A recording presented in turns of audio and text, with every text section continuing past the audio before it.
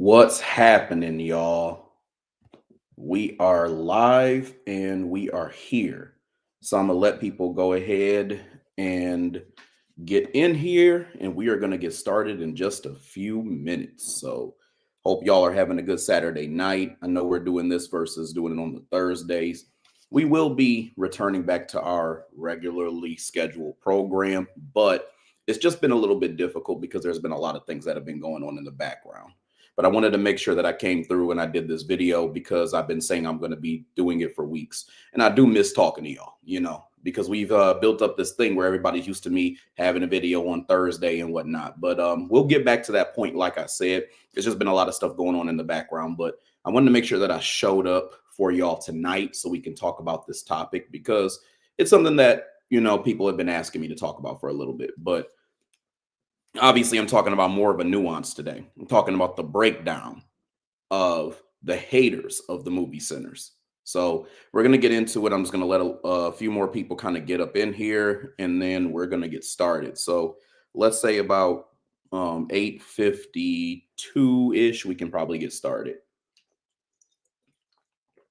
For those of you all who are watching, who are in this space, who are listening to this video, let me know how you're doing. How's your Saturday been going? How's your weekend been going? What have you been up to? Let me know what's all been happening your way. Let me know what you've been doing. What's productive your way. How's everything going? Meanwhile, I have a few things I'm going to pull up before I actually get talking and get into the topic for today. So yeah, let me know how you're doing and what's happening.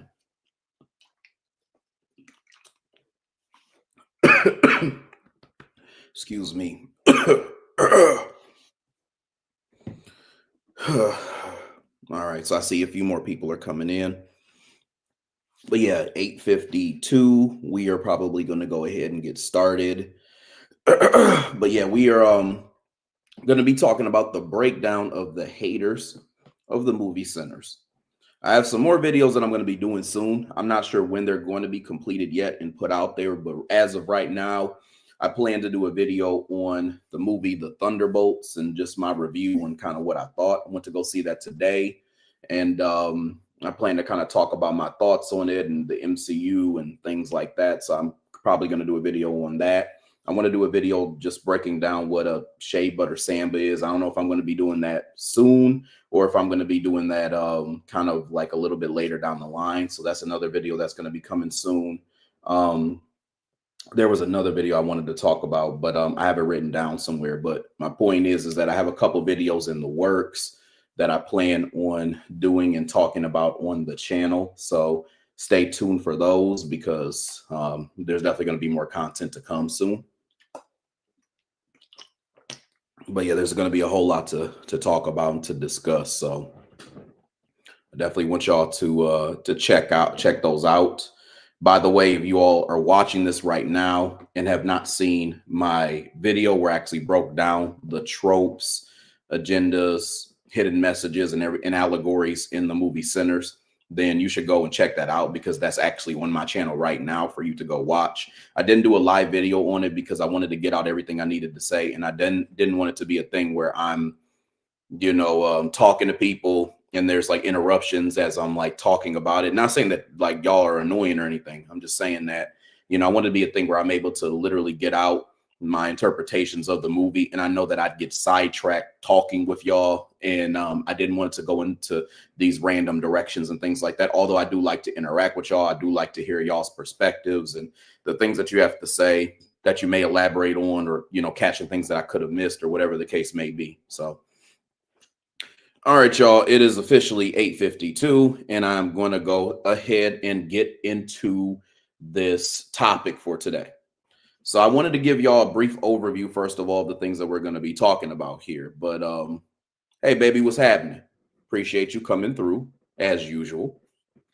But, we're going to be talking about a few things with this movie. So I wanted to give a brief overview of some of the things that I had already talked about in the Center's movie video that I actually posted on my channel. So I talked about a lot of the allegories and the messages in this movie, and there were a lot of them. There were a bunch that really just hit home. And the messages that they put in this movie were so good that you almost want to go back, rewatch the movie, and see if there were more messages and things like that that were said in this movie. So it's, to me, I believe, and the reason why I made this video, I believe that this movie was so good that anybody who really dislikes this video was really, or not video, anybody who really dislikes this movie is probably hating, because everything about it was just so well done. I could see if somebody was like, oh, it was 8 out of 10. Oh, it was a 7 at the very lowest. It was a 9 out of 10. I could understand that. I can understand if people had problems with certain things, but overall, it's undeniable that this was a great movie. The production was great. The themes were great. The lighting, the cinematography, that was great as well too. The acting was absolutely phenomenal. The messages were good. It just was hard to deny that this was a good movie. So that's why I wanted to break this down, because there's a specific set of categories that all of these different haters of the movie would fall under, because again, this movie was so good. It's hard to deny that there was anything in this movie that you would just totally dislike or hate. But going back, just a brief overview of the different things that they actually discussed in this movie. The first thing that they did, or I wouldn't say the first thing, but one of the things that I noticed that they did is that they debunked this myth that the North was an escape from white supremacy back in the 1930s. So ultimately, there was this theme of people literally migrating from the South to the North because there was better, quote unquote, opportunity during, that time period, right? And they acted like the North was supposed to be some type of safe haven for a lot of these foundational Black Americans who were trying to go there instead of being in the oppressive South. But if you look at the Smoke and Stack characters, when they were talking about this, when Sammy was asking them about what happened, they were making it clear that, being in places like Chi-Town was like being in Mississippi with tall buildings, but you had the same white supremacists, you had the same mentalities, and you had the same belief systems there that were also in Mississippi. So I like that they said that, because they're exposing what is true about our reality, but often gets hidden. They act like being in the North is supposed to be some type of safe haven from avoiding the blatant racism in the South. And I also like the added touch that, they said, I'd rather deal with the devil that I know. That was good to see, because again, it touches on this idea that, you're not safe anywhere in a system of white supremacy in America. There's no escape from it. You're still going to get it because the mentality of the people are still there, despite the fact that the climate and the environment is different. So I like that was touched on. I like the contrast of the Smoke and Stack character. I like the contrast because it showed two sides of the way that Black people, and we're talking specifically about foundational Black Americans, will act in the system of white supremacy. You have those who will fight back, and you have those who will capitulate in order to be removed from it. So in other words, you have some of us who just want to escape it or want to be shielded from the effects of white supremacy, and that was shown in the Stack character, versus those of us who actually are willing to fight it back, which is what you see in the Smoke character. So that was another thing that they showed. I also like the contrast between the Remick character and the KKK family that he first bit. I like that contrast because what it showed you was that there was a point where there was a difference between, some of these European immigrants who weren't considered white, and then the whites in the West and in the West, which are part of the dominant society. And you saw that like a lot of these American whites, or I guess Americanized whites, were looking at some of these European immigrants like the Irish, and I guess in our case, like the Italians and people like that. And they were saying that they weren't classified as white. So you could see like the contrast there with that. You could also see that this was a sign of them showing you the formation of white supremacy as a big conglomerate versus it being separate racial groups, and some of them didn't get to reap the benefits of that, because eventually the Irish were put into that whole thing of being, part of the dominant society. And so that's what it was showing you by them letting him in. So there were other things too, and there were other messages there, but that was like the big overarching thing, is that it was showing you the development of such. And this movie especially had a big theme of telling you about things that were happening in modern society while also portraying it in an old world type of view, which is what made it such a masterpiece. It's like it told you about whereas like in usual movies, you'll see allegories that will show you like a modern theme, and then it'll tell you about old school things that actually happened, things that happened back in the day. Whereas this did the reverse. It actually puts you in the mindset of being in an old world, but you're seeing modern themes or how modern themes actually played out. So that's one of the things that I liked about it. And specifically, that scene showed you that there was going to be this kind of convergence between, you know, different groups of white people who originally were separated and then became, again, one conglomerate of being a part of the dominant society. Then you had the juke joint, which was a representation of foundational Black American culture, at least what creates the empowerment of it. So you had different aspects that can make our culture great. You have Black business minded people, you have Black music, you have the hoodoo, you have all of these different things, traditions, and other pieces that make Black culture what it is, or are the things that would empower Black culture. So it was more of a haven for preserving this Black culture. So they wanted to have some type of semblance where Black culture itself was seen as they kind of conceptualized it where they made it like an intangible thing, and they talked about all the intangible things within that culture that made it great. So the juke joint was a symbol of that.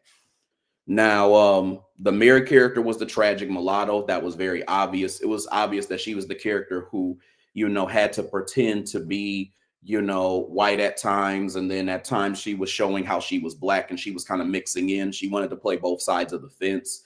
You know, she couldn't really, you know, there was a level of insecurity to her because, you know, she saw herself as a Black person, but was also willing to pretend to be white in order to reap those benefits, or in order to, you know, stay safe. So you see this conflict and this push and pull between them feeling like they're not accepted by either side. But you also see the overarching theme of them talking about how with a lot of these mixed Blacks, how a lot of them like have a issue with not being accepted by the Black community. So they were trying to put a highlight on that while also still showing how it's not talked about as much, how a lot of the white people and their family exploit them and things like that. And the way it was even portrayed in this movie also showed you that theme as well too, because they weren't showing this theme of them of her not being accepted by white people, but more so being used, which is why she was the first person to get bit by the vampires and going back in there and then, you know, starting to bite people and mix things up and stirring stuff up. So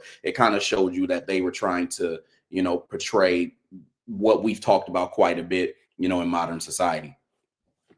The Remick going back to the juke joint and asking to come in was, I told y'all before on this video, a mix of two things. It was one, they were trying to make a play on the Democratic Party or liberals, and they also were combining that with culture vultures. So I was telling people, y'all, this was basically Vlad TV and as a damn vampire. Like that's who Remick was. He was Vlad TV as a vampire. He was trying to get in there. He was trying to steal Black culture. He was trying to use it for his own gain or for whatever, you know, reason he wanted to use it for. So it was all about cultural appropriation without actually it being a thing. And you have a lot of these creators who are going around talking about how, you know, Remick was somebody who was an understandable villain. He wasn't no damn understandable villain. He was a culture vulture, and it was very clear. And they showed you that message. So all this "let me in" was basically him saying, "Let me into the culture." And vampirism was almost like them being a culture vampire. Like I bite you and I take that from you, or I suck that, I drain that from you. I drain the culture from you, or I drain this aspect of culture from you. That's all that was about. And the idea of biting Black people specifically is this idea that you have Black people who are willing to go in the dominant society or the arenas that they create back into their backyard, that is, and they're willing to expose themselves. And as they're there, they're vulnerable. And as they get bitten, they start capitulating to the things that the dominant society wants. So a lot of them will just play as their foot soldiers, despite the fact that they are Black. So there'll be Black faces in high places. There'll be Black people who are at the seat of the table and that type of thing. And they try to convince Blacks like, me and a lot of y'all that we're wrong because we're not letting other cultures into that society. So that's why a lot of them become vampires, because they latch on to this idea that they now capitulated to what's going on with the dominant society. So a lot of them are trying to say, hey, well, the way to stop racism and all this other stuff is if we all just integrate and we become one big happy family. So that was the overarching theme with the whole vampire thing. The whole meaning of black people going outside, like you had people like old boy Cornbread, who went outside to go take a piss. Like he was like, again, symbolic of being open to going into their backyard thinking ain't nothing gonna happen to you, or you're gonna maintain who you are. But then when he got bit by those vampires and stuff like that, it showed you that he just ended up capitulating as well too. So it shows you that a lot of times when we go into their backyard, we try to get comfortable around them. We end up becoming their foot soldiers because we think that we're comfortable, they're one of us, like, or we're one of them. We have the same privileges, benefits, and things like that. So that's what they were trying to show you, with that, with black people getting bitten. Now, a lot of people were whining about the Asian characters, and they were talking about Asians weren't there during the Mississippi Delta and all this other stuff. And it's like, yo, like there were Asians who were present, but it was a small number, but Asians were present. But the whole idea was to show that you had these Asians who were like these buffer groups, and a lot of times they were, back in the 1930s, they were making deals with white people and black people in business. They weren't relegated to these segregation laws that a lot of these foundational Black Americans back then were relegated to. And so as a result, they were able to do business with both sides, so they would exist in both communities. And that's why you saw the Asians in this movie, doing business with white people and doing business with black people. And then with Grace, which is the character everybody hates, being inside of inside of like the black juke joint, the whole purpose of her character was for her to be a symbol of when we actually let people in who are of other cultures to try to be allies to us, they end up appropriating our culture or getting comfortable within it and then taking from it and then wanting to let everybody else in, which is why she wanted to open those doors. And that was the symbolism behind her saying that. And her husband basically being on the other side and whatnot was this idea of him already, of these buffer groups already being comfortable with trying to become a part of the dominant society. And then you have others who try to be inside of our culture, take from us, and then try to mix it up to say, hey, this is a normalized thing. So that's why they were trying to put them on both sides of the fence.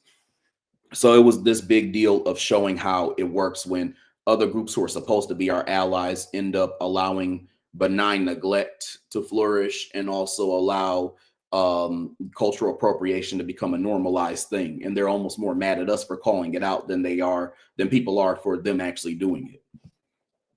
Another thing people always all talked about in this movie too was Smoke's death, and then Stack's survival. A lot of people had a problem with that.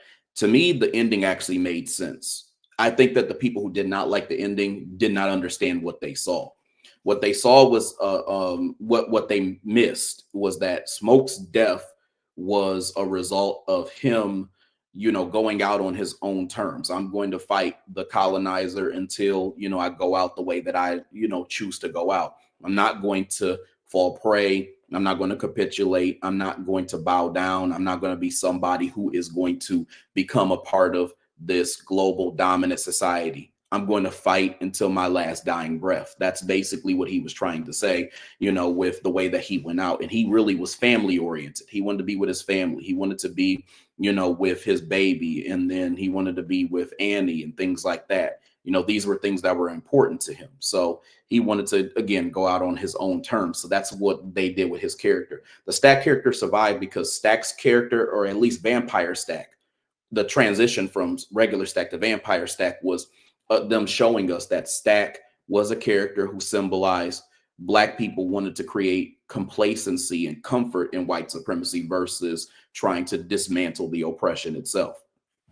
So Stack's character was just a symbol of Black people who are trying to find a way to survive while it's still going on. Oh, I'm not going to tackle it. I'm not going to change it. I'm not going to try to destroy the system. I'm just going to try to live within it. So that's what he was trying to do. And that's why he lived, because he had spent all his time being a vampire, being somebody who's had to hide in the shadows of being a part of the dominant society that is pretending to be, one of us, like a big conglomerate, but in true, like an integrated conglomerate. But in truth, they're not really tackling anything that's related to white supremacy itself.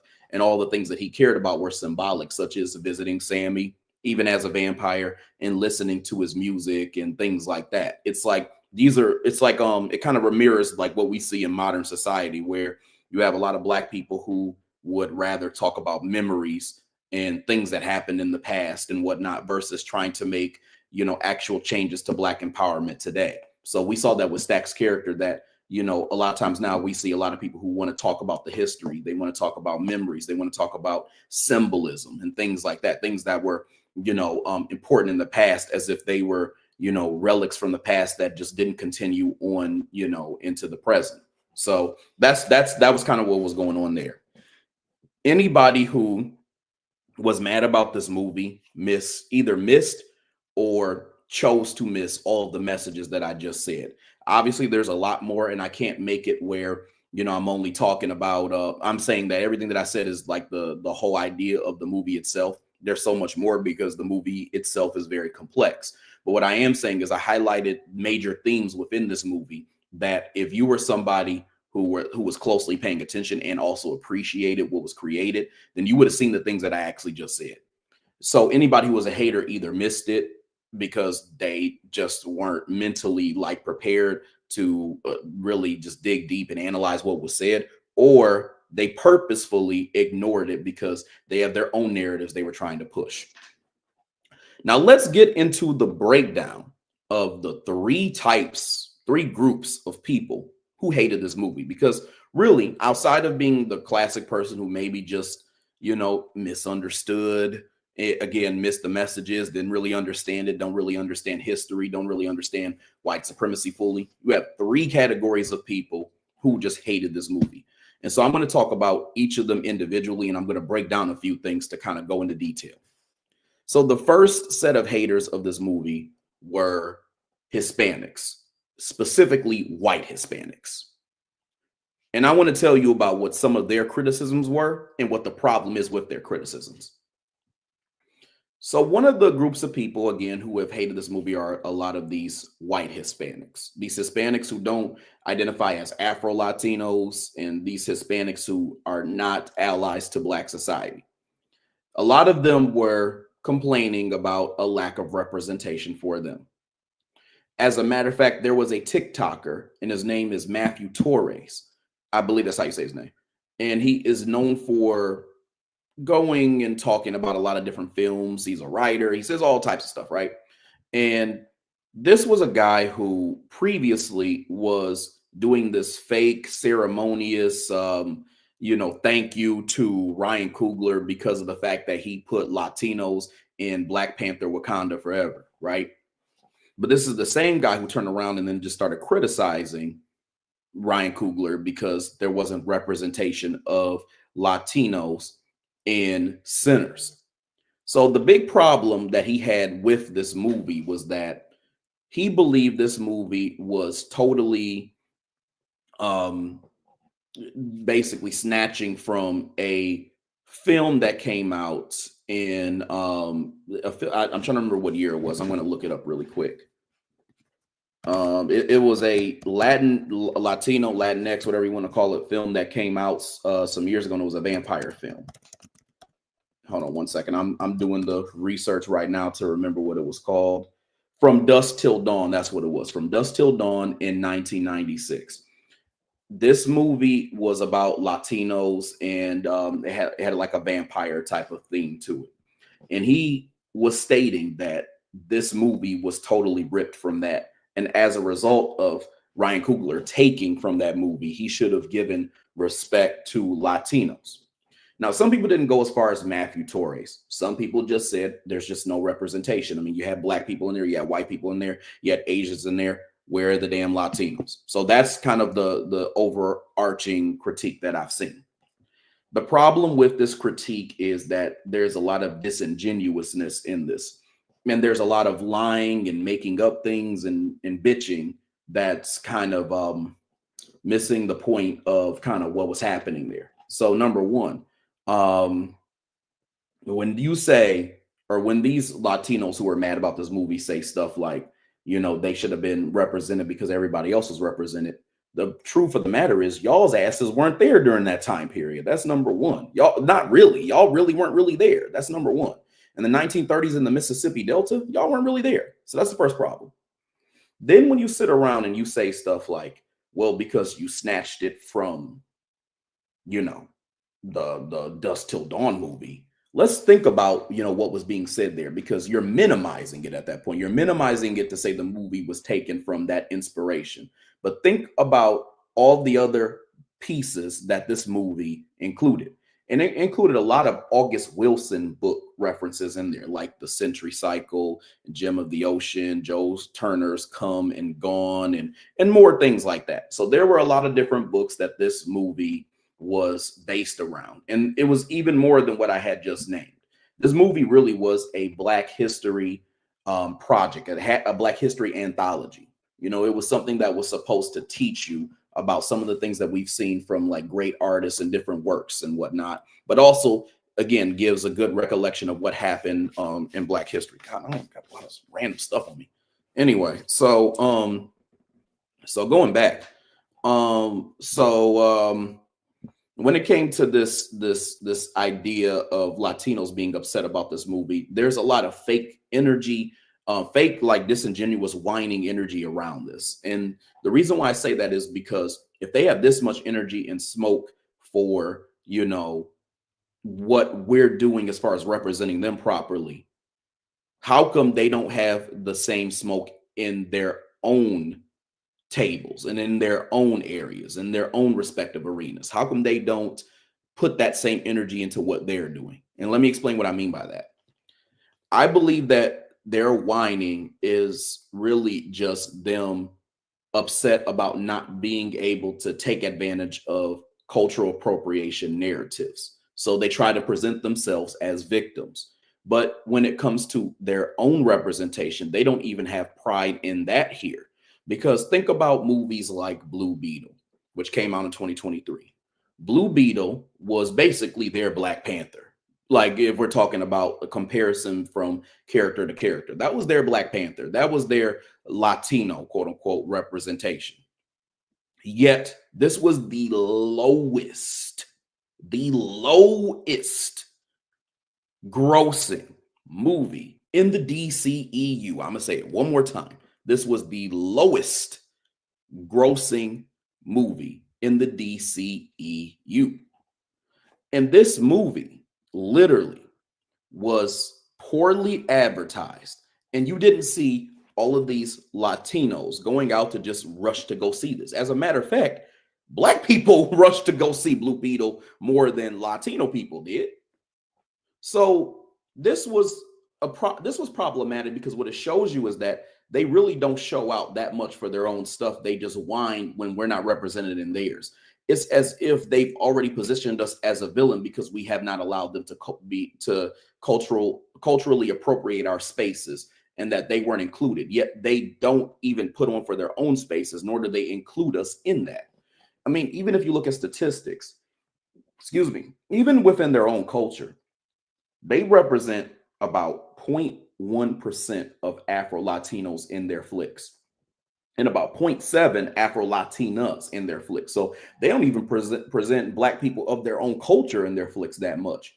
Most of the time when you see a lot of these Latino flicks, you see either these kind of mixed looking Latinos, or you see these white Latinos. You don't really see a lot of Afro-Latinos, let alone Black Americans. And this was a Black American based film.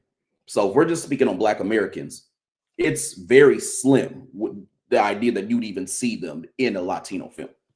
Probably even slimmer than an Afro-Latino. I didn't do the statistics and all that, but it's not really, I knew statistics between the comparison between Black Americans and Afro-Latinos, but I can guarantee you it's not popping, and it's probably not It's probably not more than 5%, even if it's that high.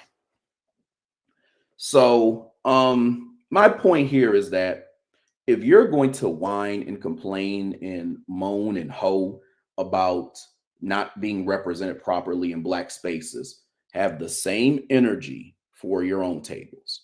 Have the same energy that you have to appropriate us, like when y'all be trying to, do these little steps and stuff like that, that a lot of these foundational Black American Divine Nine fraternities are doing. Have the same energy that you have then when you appropriate that and you try to mimic our dances and all this other stuff. And then I would also say have the same energy to stomp hard for reparations for us. But I know that that's going to be a shot in the dark because y'all don't do that now and y'all won't even build up your own homeland. So you all had to come over here and try to take from us. The allegories in the Latino movie, the allegories in that Latino movie versus Sinners. Are you just stating that? Like, what are you trying to state with that? So please elaborate on that statement, please. So anyway, a lot of these Latinos who do all that, they just really want to be Anglo male eaters. And so they start trying to practice this covert racism while pretending to be victims. So that's really what's going on here. But they'll still, appropriate our culture. They'll still, try to take different things, whether it's movies, like they want to be a part of it. The allegories in that movie and the allegories in the movie Sinners are not even the same. Got it. Okay. Got you. Yeah, exactly. That's another thing as well, too. They're not the same, right? And then on top of that, too, it's a very loose comparison, because that's like saying that the Sinners movie is like any damn vampire movie. It wouldn't be just like Latino culture. It would be any type of culture. So that's kind of a disingenuous thing to say. So dude really just threw that in there because, let's see. I learned that from you, bro. Yeah, that's the thing. It's yeah, I didn't understand what you were saying at first. I wanted to make sure I got it, but what you're saying that absolutely makes sense. But that's my point here. My point is that when it comes to this whole idea of them us stealing from them, it's like, well, here's the thing. That could have literally came from anywhere. Like there's so many vampire movies that are out there. So you mean to tell me we literally looked at Latino culture like Ryan Coogler did, and then all of a sudden the Sinners movie was based around that, but no other vampire movies got considered in this whole thing. Okay. All right. Sure. And really, to be honest, although it was a vampire flick, it really wasn't like about vampires per se. It was but it wasn't. It was really to teach you about cultural appropriation while giving an artistic edge about vampires. And they put vampires in it, so it would draw people in because a lot of people like horror, but it was really teaching you a lesson about cultural appropriation itself. So that's why I say it doesn't, it was a loose comparison. But yeah, if a lot of these Latinos, if they really had that same energy in a lot of spaces, again, building up their own tables, again, the energy that they put into appropriating us and all this other stuff, they could go back to their homeland and they could build it up. But here they are trying to get into our spaces, take our stuff, and they're trying to make it seem like we are villains because we didn't represent them when they have never represented us. So really, in essence, they're actually hypocrites. They're hypocrites for even suggesting that. So that's the problem with them. The second set of people who hated this movie are Christians. And we really need to break this one down. So a lot of Christians didn't like this movie because of multiple factors. And we're going to try to go through each of them as much as we can. So some of them didn't like it because they saw it as a demonic concept, because that's a big thing to a lot of Black Christians, especially. Like, we're the ones who are complaining about this. A lot of them believe that there was some social conditioning. Like if they watched it, it would try to condition them to think in a way that contradicted the way that they see their faith. And a lot of them just believe that the overall messages were to try to demonize Christianity overall. Now, the last one has a level of truth to it, which I will kind of agree with. There was a demonization of Christianity to a certain extent. When it comes to this movie, I mean, you got to think about the title itself. The title is called Sinners. The reason why it's called Sinners is because it's a play from the term saints and sinners.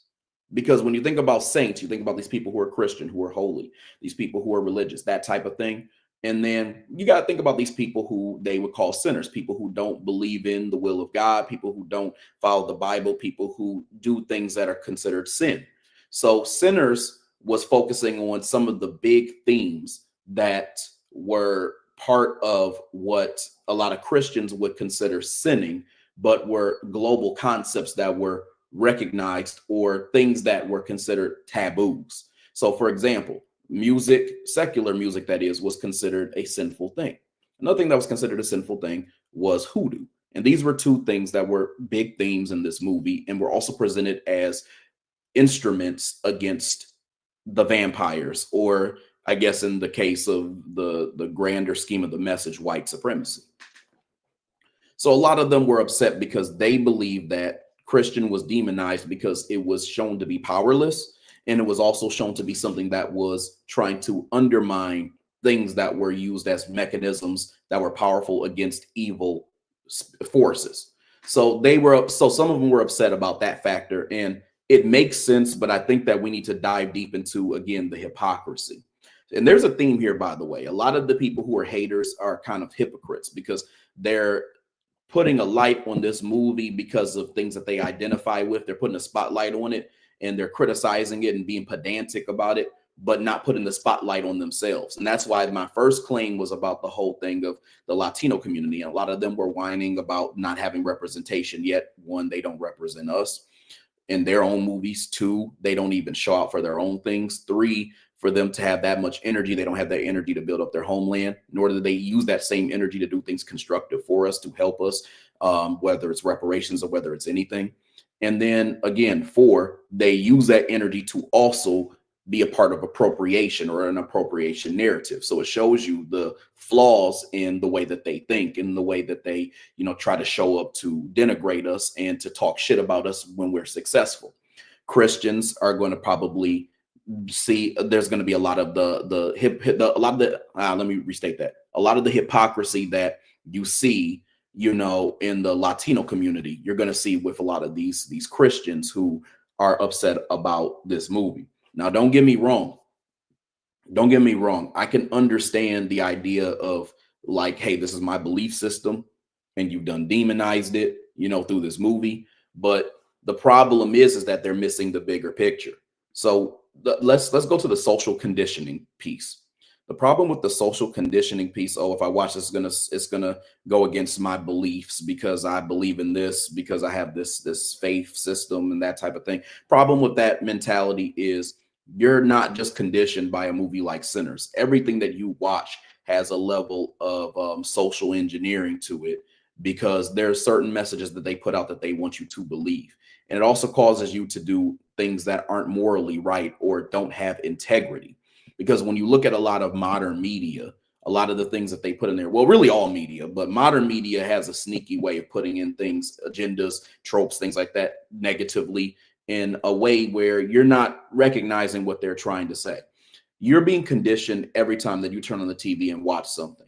So oftentimes, a lot of these Christians will get very hyperbolic when they'll see just things that become very like big buzzwords. They're like, they hear demon and they're like, oh my God. They hear black magic. They're like, oh my God. They hear all these different things and they miss the big overarching picture of kind of what's happening.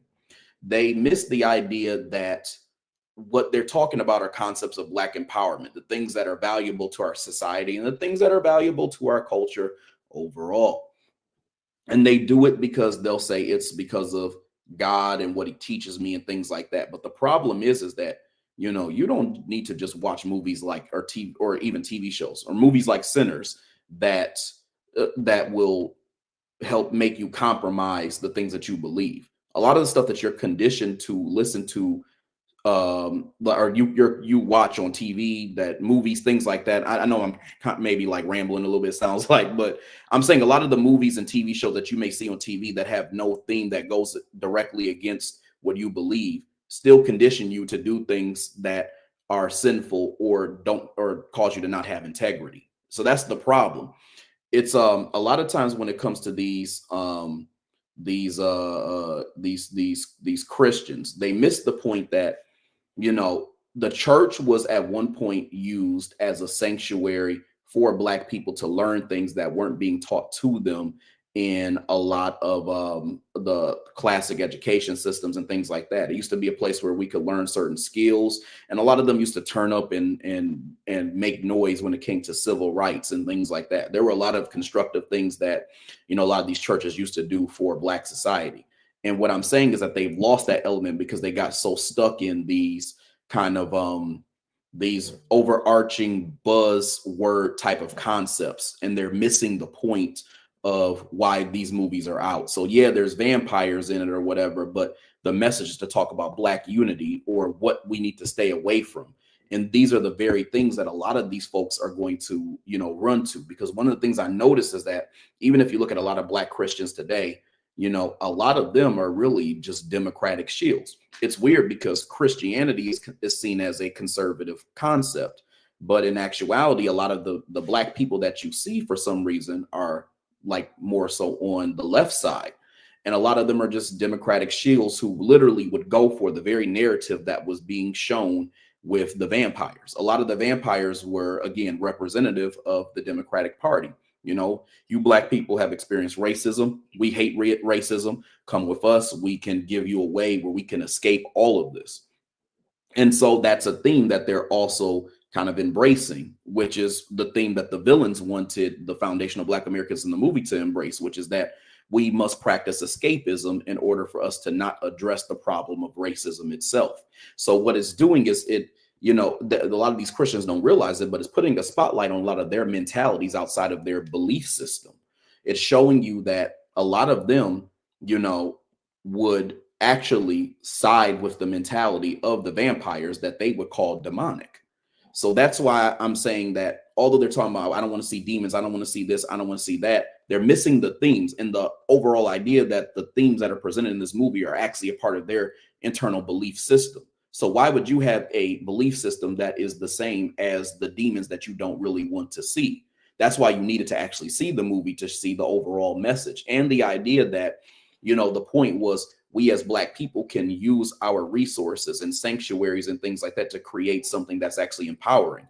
And if they really wanted to do something, a lot of these Christians could actually create real justice for Black people. I mean, think about it. The church itself is a business, and there's so many things that they can help construct with these tithes that they get from, a lot of their members. They could help create hospitals. They could help create education systems. They can help build up houses around their community. They can do all these things that are very constructive to the community, right? But they're not doing that. So that's why I'm saying that they're getting so caught up in the buzzwords of terms that they hear that they're missing the point of the problems that currently exist in the church, which is that they're just being passive. And that's why this movie was showing them the constructive criticism that they probably needed to hear, which is that, well, when it comes to this idea of Christianity, we're so focused on, what these hyperbolic themes that we're not really looking at where our flaws actually lie. So that's one of the things that I kind of saw with this movie. And that's one of the things that I saw with, a lot of these Christians who were kind of upset about kind of the messages in the movie. And again, I want to make it clear, it does demonize it to a certain extent, but understand that there's a theme here that exists throughout the movie. You see this theme of them existing in a certain time period while also talking about, modern concepts. So there, a lot of times, like in this movie, they will like talk about a modern issue, but they'll frame it in context of that theme. So in this case, they're showing how the church is passive, and the passivity has led to them not doing constructive things for the Black community. And so I say that to say, if we were really time accurate, or Sinners was time accurate, then it would have shown that there were a lot of times where the church was used as a sanctuary to help Black people in ways that other entities were not doing because it was dominated by white supremacy. But what it was more so showing was what was happening in 2025 versus what was happening in 1930. That's the point that I was getting at with that. So my point here is that there's a lot of hypocrisy, because although they're saying that a lot of these Christians are saying they didn't want to hear it because they heard demons and this and that and all this other stuff, they're missing the point that this movie really was about understanding what has caused the issues in Black unity and in Black empowerment. And it shows the mentality of the enemy, and further that the mentality of that enemy actually mirrors their own belief systems. So that's why I have a problem with them, going and criticizing the movie. Now, the last group of people that I tended to see, who hated this movie or said that they hated it, were your average contrarian. Your people who want to be your dollar store Kanye West. These are the individuals who had a problem with this movie. And the reason why is because they just wanted to be different. They just wanted attention. They saw that everybody was talking about this very successful movie that was created by a very talented foundational Black American producer. And they wanted to find a way to create some success off of, being different. So a lot of them were trying to go around and say that this movie, for example, one of the criticisms that I heard was that this movie was just it wasn't original. It was compiled of like different types of films, different types of stories and things like that. So all they did was mash them together and remix them. And the reason why I really hate that criticism is because a lot of the shit that you watch is like that, right? I mean, think about let's think about something that's not Black that everybody loves, that did exactly what I'm talking about. Take, for example, something like Sonic the Hedgehog and Dragon Ball Z. There are so many similarities between these two things, and you can tell that one is not original, right? But these are two very loved shows and two very popular shows. So the idea that things have to be 100% original in order for them to be respected is ridiculous, because everything comes from something to some extent. And part of the art is being able to create things that are allegorical, looking at things that you may have seen and then trying to produce something new from it, and showing that you have a deep message here, but you also have these artistic, whimsical themes that people enjoy. Look at Sonic, though, and look at Sonic and Dragon Ball Z, going back to that example. Sonic the Hedgehog has Sonic, who's basically Goku. You have Tails, who's basically Krillin. You have Knuckles, who's supposed to be Piccolo. You have Shadow the Hedgehog, who's supposed to be Vegeta, right? And then you have 7 Chaos Emeralds, and then you have 7 Dragon Balls. Then when Sonic goes super, he turns gold. And then when Goku turns super, he goes gold as well too, when he turns to a Super Saiyan. So it's clear that these two things have similarities, and one isn't original, right? But these are two things that are loved. But you never hear anybody say, I don't love it because it wasn't original. That is the most ridiculous argument, because some of the greatest concepts, the greatest shows, video games, like stories, those types of things have succeeded without the scrutiny of it wasn't something that was totally original. That is the most ridiculous thing I've ever heard. Everything Tarantino makes is a hodgepodge of other films, and yet they still love that. Exactly. That is exactly what I'm saying. That is the most ridiculous argument. I don't love it because it's a hodgepodge of different things I've seen. What it shows you is the research. Think about the research that Ryan Coogler had to do to create something. Yes, you could make an original film that has no other concepts in it, but there is a purpose to the art that's created. Art is often created to, one, instruct those who watch it, or condition those who watch it to think a certain way, while simultaneously taking the results of that indoctrination and then portraying that. So they're doing these two things at the same time, causing confusion. What things like Sinners do, and what Ryan Coogler created, are counter narratives to this agenda that has been done to try to indoctrinate people. Somebody say exactly on 100%. Oh my God. Yeah, that's the thing. A lot of people like to make this argument of it's not original. It's not original. That is the stupidest argument. You always are going to get inspiration from something. That's a part of creativity. You just make it your own thing. You put your own spin on it. You make something from things that you've seen to teach lessons to people. Because ultimately, when you watch these TV shows, movies, and things like that, it's just not like for example, a superhero movie. It's not a bad guy and a good guy just fighting each other and that's it. There's overarching themes. Think about it. With Batman, you have Gotham City. Gotham is a city that's supposed to be super poor. Bruce Wayne is rich, and there's all this crime and all these like crazy ass villains who are running around and shit, and knocking folks over, and they're out of this world. You got the Joker, you got the damn Penguin. Like, so there's this theme of rich and poor in there. There's always going to be concepts in the things that you watch, and they come from things that are going on in society. So the idea that somebody would literally take something that has gone on, that's a theme in our culture, and then remix it and turn it into an interesting story shows you how creative that individual actually is. That was the whole point of that. So contrarians are saying this because, again, their desperation to be different is almost overcoming their actual rationale. So they're going to come up with things that actually don't even really make sense.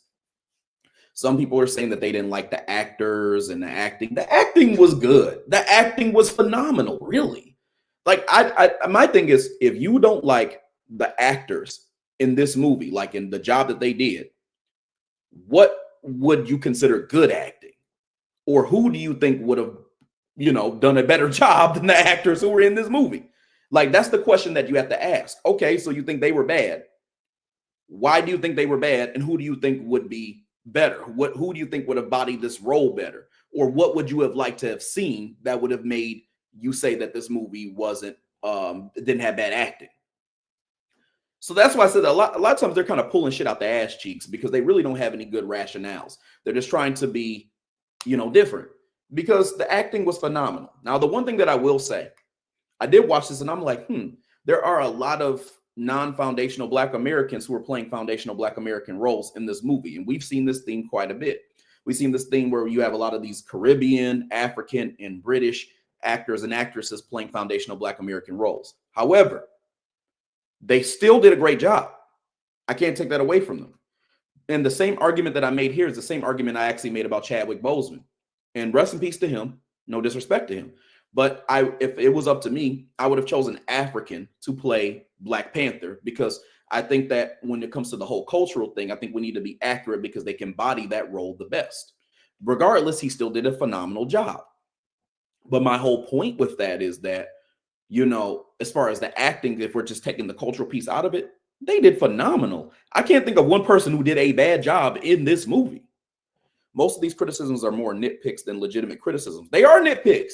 And this is the thing, AJ. The reason why they're nitpicks is because they don't have any legitimate grounds, which shows you that their focus is more so to be different than it is to make a logical assessment. So a lot of people, and this because I've talked about this before, and this is especially true in the Solution Sambo world, because these silly ass Negroids just love to do this shit all day. They love fucking attention. And any way they can get attention, they will try to get it. So what they'll do is they'll start saying things that just don't have to have anything to do with either the major problems or the theme of whatever is being talked about. They'll talk around it, and then they'll talk about, something contrary in order to garner attention, because that's what being a contrarian does. Somebody who's different, somebody who challenges the cuff, somebody who challenges what the norm is somebody who's seen as somebody who should be listened to and somebody who should be heard. So that's why you have a lot of these people who are coming out as like, contrarians who are trying to say, I didn't like the movie because of A, B, C, and D. And again, as you said, they come off like they're just nitpicking. Everybody wants to be like damn Kanye West.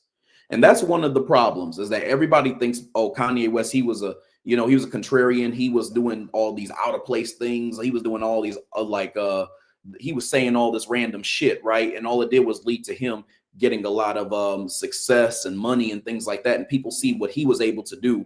And they also see this trend of, no matter if you say something good or bad. If it got viral, it's going to be a good thing. So people are trying to find their way to get that moment for themselves, to create success for that. And then they're going to try to bounce off of that. So you have these people who think that they're just going to be just like Kanye, you know? So that's what I think is happening with that.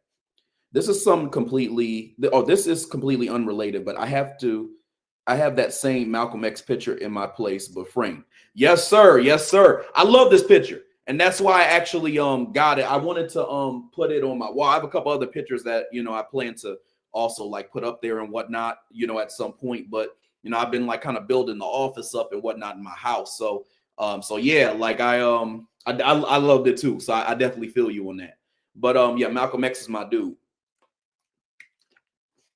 Going back, so you know, when it comes to this movie, the contrarians really are hoping to have some success from trying to basically say this movie was bad, because in none of the criticisms that were really given by these contrarian Negroes were really legitimate. And if you were, you know, white and you had an issue with it and you were trying to be a contrarian, a lot of it is related to just being a mayo eating white supremacist. Let's just be real, because here's the truth. And this is the thing that a lot of people don't understand.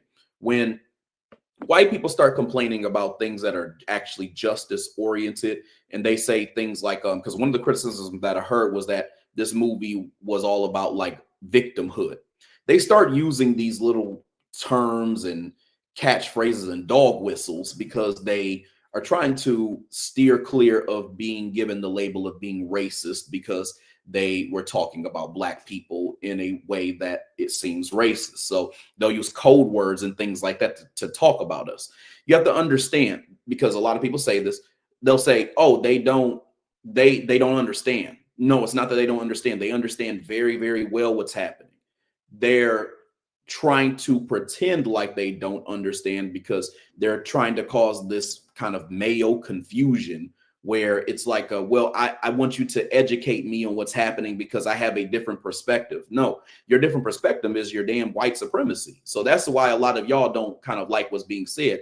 And you say shit like victimhood because we're talking about you oppressing us and doing horrible things to us. And this movie was essentially talking about fighting back against oppression and what that would take, and the different forms of white supremacy that show up. So a lot of them are very aware of this shit. A lot of them are. It's not a thing of, oh, I didn't know, oh, I'm unsure what's happening here, but I see a lot of people complaining and whining. No, you don't. You're trying to find a way to insert white supremacy without saying that you're actually being racist or actually doing something that's blatantly racist, because a lot of y'all's asses know that if you do something that is blatantly racist, that is going to hurt your pockets. Somebody's going to see what you said on social media. They're going to find your name. They're going to find where you work at. They're going to call up your job, and they're going to say, this person is racist because here's what they said about black people. And then that's just what it is. So you all use code words like victimhood, and another word a lot of these people, especially on the right side, they like to use is based. That shit, they're using that shit to kind of guard someone being racist or trying to uplift them like they're doing something positive while being racist. They try to use little words like that. And when they talk about black people, they say shit like DEI and other shit like that in order for them to, again, not say black people or allude to this idea of racism. So in other words, what I'm saying is they like to practice it, but in covert ways, like little bitches, because they can't really be their true selves because they're afraid of how it's going to hurt their pockets.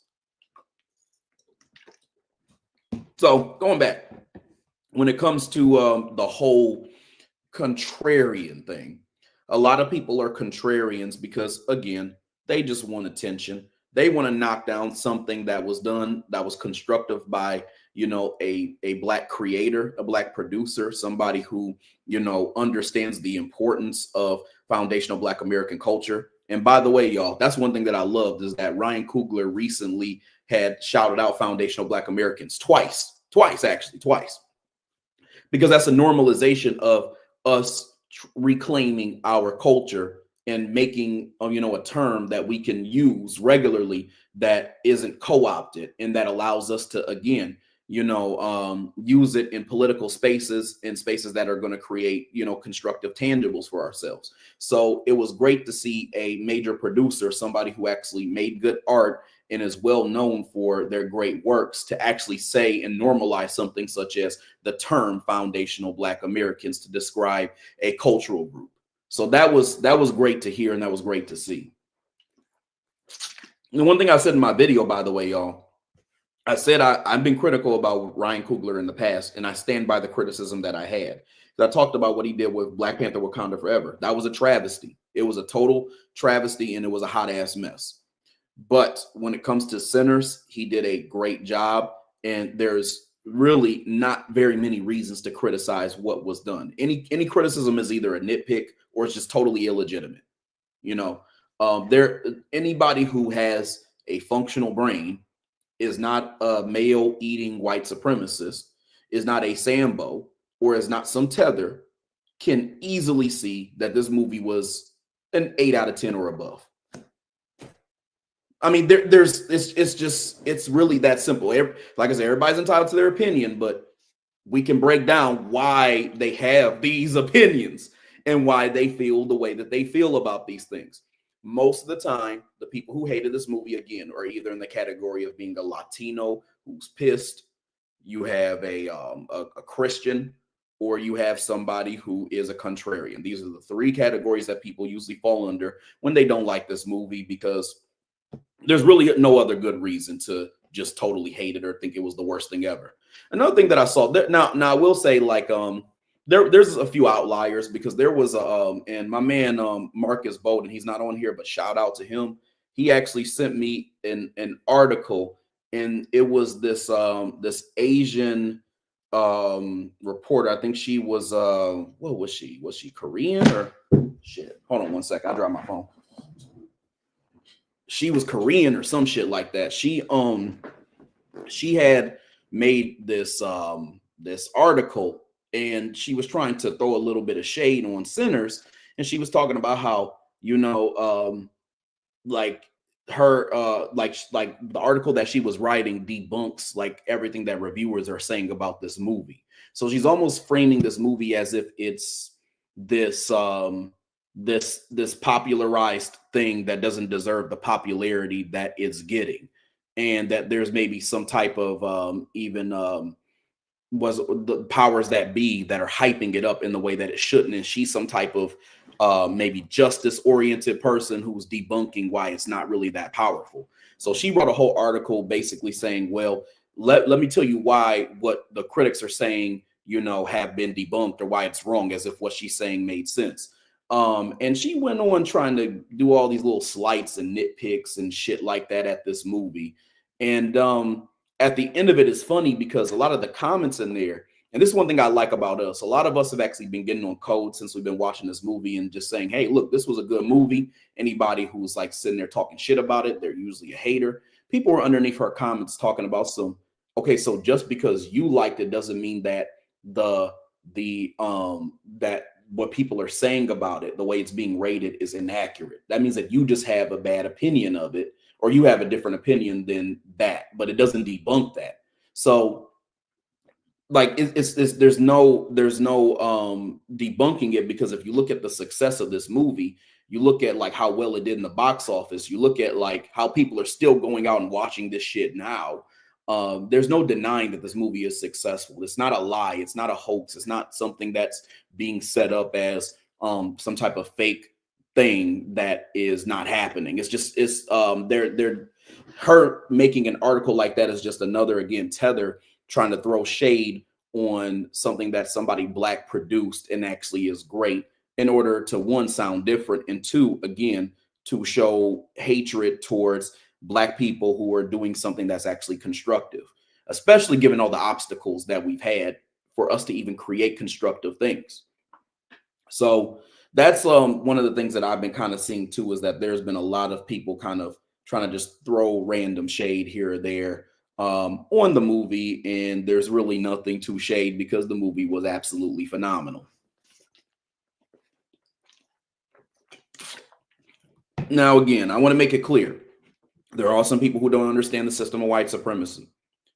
And there are people who, you know, missed it because they were focusing on it being a vampire film. But the greatest majority of the people who did not like this film we're really just some damn haters. I mean, it's really just as simple as that, y'all.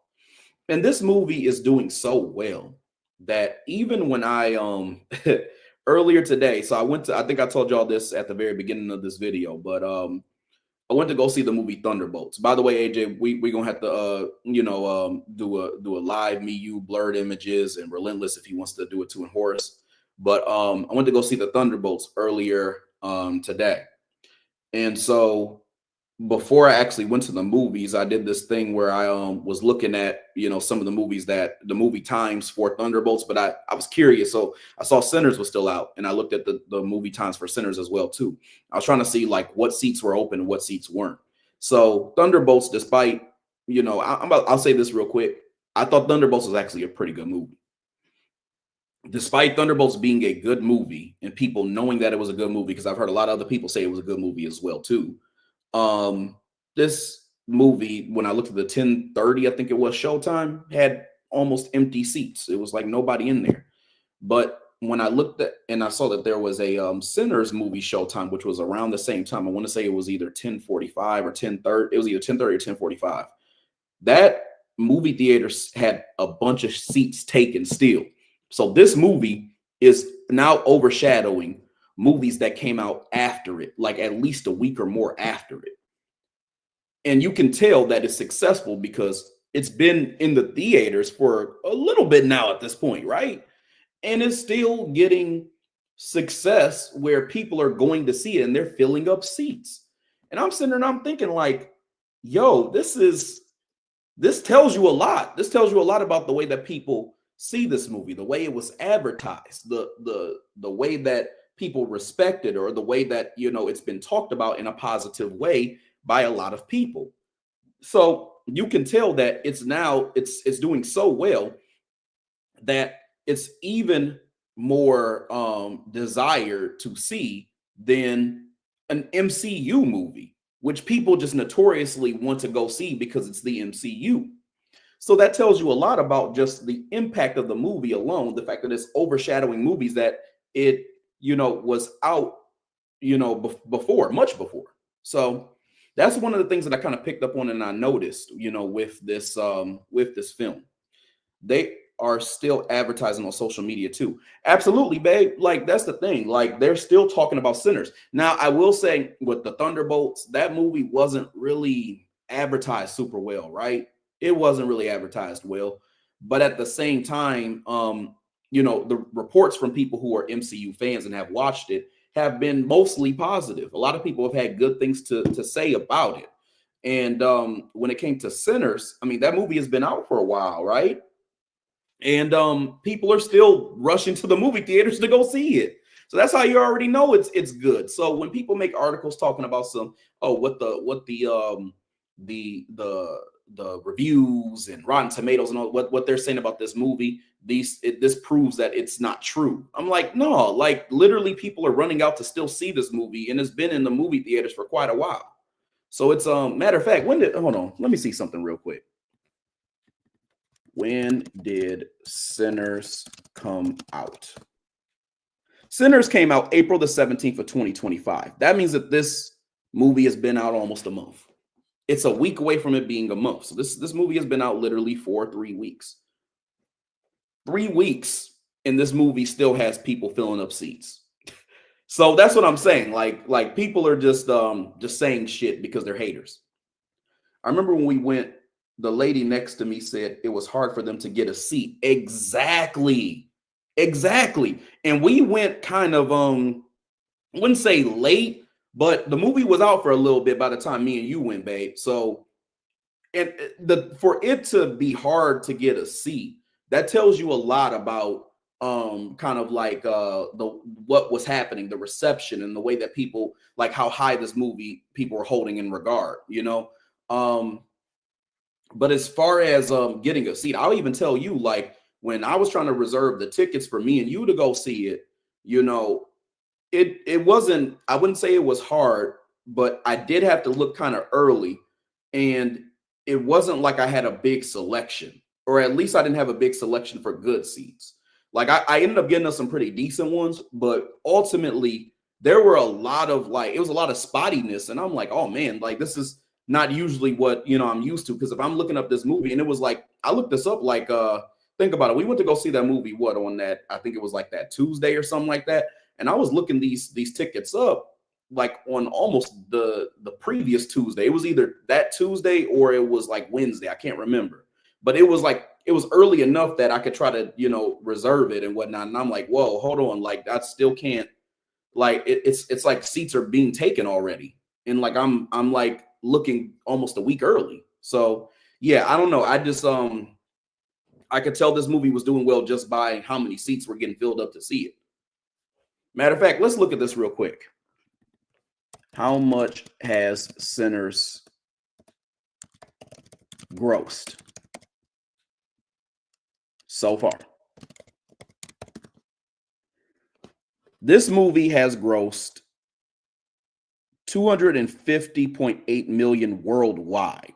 This includes 193.3 million domestically and 57.5 million internationally. The film's gross is currently 2.9 times its production budget of 90 million. So that already tells you that this movie is very successful. That alone. Let's see here. Right. It was during the week, not even the weekend. That says exactly. It was on a Tuesday. It wasn't a Friday. It wasn't a Saturday. It wasn't a Sunday after people got out of church and shit. It literally was on Tuesday. That's like the beginning of the week. That's when the week is still busy. And we went to go see a movie and it was getting filled up. Let's see. Film Animation Art says Sinners is a great cinematic work. Some of the haters are, I think you may probably, oh yeah, okay, scared of the trend the movie will set and the encouragement to other Black filmmakers. Okay, gotcha. Yeah.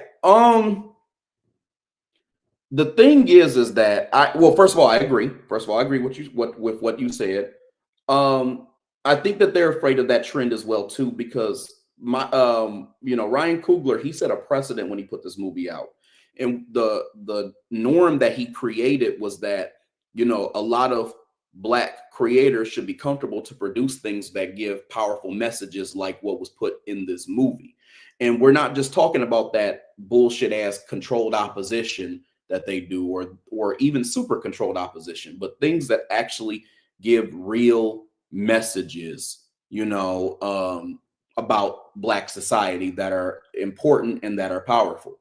And to elaborate on what I mean by that, you have, because that's one of the other criticisms that I heard from some of these haters is, oh, here we go with another movie that has some type of message about some political or racial issues, and everybody just flocks to it. So let's break that shit down too, because that was some bullshit too. There's a difference between what we saw in Sinners, controlled opposition, and super controlled opposition. And let me tell you what I mean by that. So what you saw was a constructive piece of art that properly lays out the allegories that exist in modern society from the perspective of what has happened in 1930 in the Mississippi Delta. What you were showed was something that was an accurate depiction of what we currently go through from the lens of a foundational Black American producer who led the project and, again, constructed the narratives in a proper way. When you have controlled opposition, this is what typically happens. Typically, a Black person is not actually leading the project or producing it, or if they are there, they're usually there amongst like 5 and 6 and 7 other European producers, artists, or whatever, whose names you ain't never heard of before. The other thing that you typically see with these movies or TV shows is you see a character who is positioned as a pro-Black individual.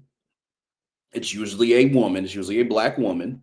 And usually it's either one or two things. Either they're LGBT or they are in an interracial relationship.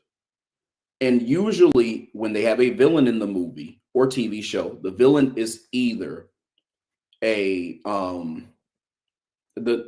villain is only, I'm not either. The villain is only a Black man, but there'll be like a theme of how white supremacy exists, how racism exists, and all this other stuff. But these kind of themes are presented as villainous themes, but the actual like people who are doing the white supremacy aren't the actual like main villains. The main villain is usually a black man who is seen as an oppressive figure. So a lot of times you'll see that in movies like or TV shows like you'll see it in Dear White People. You've seen this in The Hate You Give. These types of things, they present these things to basically show that there's an element of oppression that they're trying to recognize, but they're also like putting in all these harmful narratives in the back that don't show authenticity. It's kind of it's symbolic of maybe like a Black Lives Matter type of thing where you have these three black women who are like lesbians and they were trying to act like they were power to the people, but then these were the same people who were going back and taking the funds and buying real estate in Canada and all this other shit. They were doing things that actually weren't really constructive for Black society. And then you also had some of the people who were victims of these crimes and their families were calling these people out and shit. Like you had that type of thing that was going on with that. That's controlled opposition, though. Controlled opposition is meant to be a form of symbolic like fighting against oppression, but it's controlled because the dominant society is the one creating that narrative. So that's how controlled opposition, that's how that shows up. When it comes to super controlled opposition, this is where I've seen that they've maybe taken it a step further, and they're talking about things that are actually constructive, but there's still a layer of them maybe not them maybe trying to speak to pro-blacks, not necessarily those seat at the table intersectional Negroes, but they're trying to more so talk to some of us in the pro-black grassroots. So you'll have sometimes where a film is produced or created and it's typically not by a black person, it's by somebody who is white. There may be a black person involved outside of just them being actors and actresses, but involved in the creative process. But typically you'll see, again, a lot of European names and things like that you ain't never heard of before, and they'll be creating the project or put it out there. So you'll see stuff like American Fiction that falls under this, Leave the World Behind, and there's another one. I think They Clone Tyrone will fall under this as well too, where they have these narratives in there that aren't particularly what we would portray out there in the pro-black grassroots, but they have a certain theme of pro-blackness to them that make them seem like they're actually like something that's constructive. So these movies, they do have good things. I'm not going to act like they don't have good shit in them. They do. But they typically tell you the truth, but they frame it in a certain way where they're either acting like they're behind us or they frame it in a way where they're still putting in other little jabs. So, for example, I like They Clone Tyrone. I thought it was a great movie, but I saw that they were trying to do little slights here and there. Like, for example, they try to frame it where they made it seem like the old niggas were the main problem when it came to oppression, when really it was the white supremacists. And that's why they had like Fontaine's old version as like the overarching villain. Or in American Fiction, they kind of wrote this black story and then they put in all these themes that you see in these like seat at the table narratives, but then they framed it at the very end as if it was like, oh, we're telling you this from the perspective of a writer and a producer telling a black story, and a black person giving that white writer or producer the different ideas to write the story. That was super controlled opposition because they took it a step further than them just kind of doing this baseline, put a black girl on there and then have her be power to the people, but then sitting there and having her getting with his addy. So they took it a step further with those. This is different than those two things. First of all, you had a black producer who was putting this film out. Second, you had a black producer who was doing something that was constructive with the narratives. You didn't see these bullshit ass narratives in there. You didn't have this thing where, for example, another thing I saw in They Clone Tyrone is they were trying to make it seem like black women were at the forefront of black empowerment, which is a theme that we've heard quite a bit, over the years by, again, a lot of these Negroes who sit there and they go on with that Barack Obama bullshit where black women are supposed to be, again, the leaders of black society and black empowerment. They kind of had that theme going on where they had like the chick who was like the prostitute being like the kind of like lovable hood rat type of character. like the character who had like all this potential. She was really smart and intelligent, and she was the one who was going to stand up to oppression. And that's not to disrespect our sisters, because there are a lot of pro-black women, pro-black women who do constructive things and are definitely helpful allies and do lead the charge on a lot of things. So that's not to disrespect any of them. But what I'm simply saying is they're trying to still put narratives in there while telling a little bit more truth than a lot of these controlled opposition narratives, actually tell. So just pay attention to that, y'all, because sometimes there's different categories and different levels of art that actually tell the truth. Because sometimes you'll have, again, these controlled opposition narratives where it's like this is to try to maybe like pull on your heartstrings if you're somebody who's justice oriented, but it's at a base level. Super controlled opposition where they're trying to appeal to us, but they still have a little something in there that's not right. And then you have like stuff like what Sinners did, which is they tell real narratives by somebody who actually has been watching us and studying us. Because let's be clear, Ryan Coogler saying Sinners, saying foundational Black Americans after producing Sinners is a testament to show that he has been watching us. He has been watching the things that we've been saying. He's been watching the things that we've been doing. So it's very important that you understand that this movie was different because it set, like film animation art said, a precedent. So now it normalized this idea of Black creators telling our stories authentically without this whole bullshit of there being a controlled opposition or super controlled opposition narrative. It's authentic, and this is what we wanted to see from the get-go.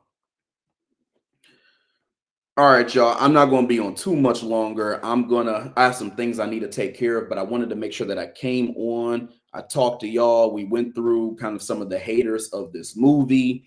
I wanted to break some things down and make sure that, I got to kind of rap with y'all. I know one of these weeks I'm going to have to do the breakdown of the movie Soul Food and who the real villain was.